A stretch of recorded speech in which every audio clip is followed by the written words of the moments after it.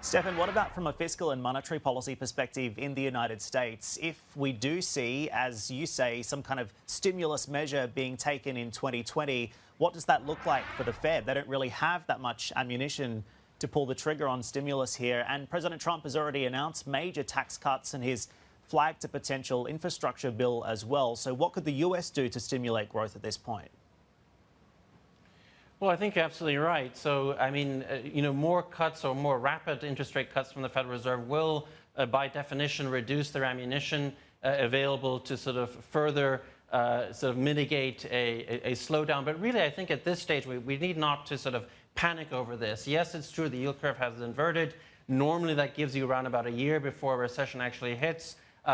At the end of the day, it's not, if there's going to be a recession in the United States, it's more a question of when. The cycle is not dead. That's very important. So really, it's about timing it. And I think 2021 is the most reasonable outcome to look for there on that front.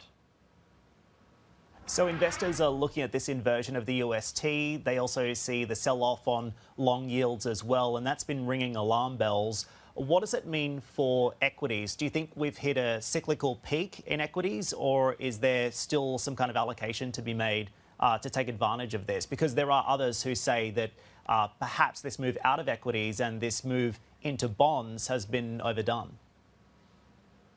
Yeah, that's a very good question. So maybe in the short term, it might be a little bit overdone, but in terms of our own investment strategy, we have been advocating basically for pretty much most of this year that investors gradually lock in those profits that they've generated this year on equities and rotate out, look into some fixed income investments, which of course, as you're pointing out, the yields are now extremely low. So that's maybe not, the timing of that might not be so convenient, but just to park in cash for a short term and look for some better buying opportunities might not be such a bad idea either later.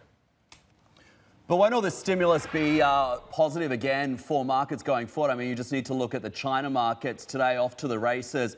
We've got gains in Shenzhen of better than 2% on what we've seen announced over the weekend by the PBOC, effectively a rate cut with these changes in lending guidelines there. So how much longer do you think then a move in equities higher can last if we're seeing all this stimulus sloshing around? Clearly it's there because there are fears of an economic slowdown. Isn't that going to artificially inflate equity markets going forward?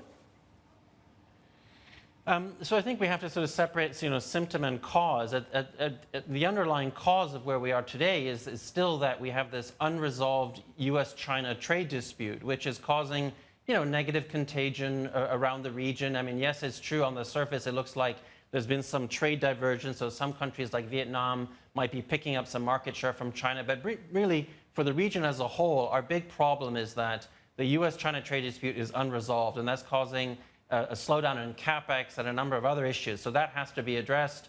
Whether or not the equity market can look through that and focus on stimulus and move maybe 5–10% higher, I would see that as a relatively short-term phenomenon unless we have serious progress between the United States and China relatively soon.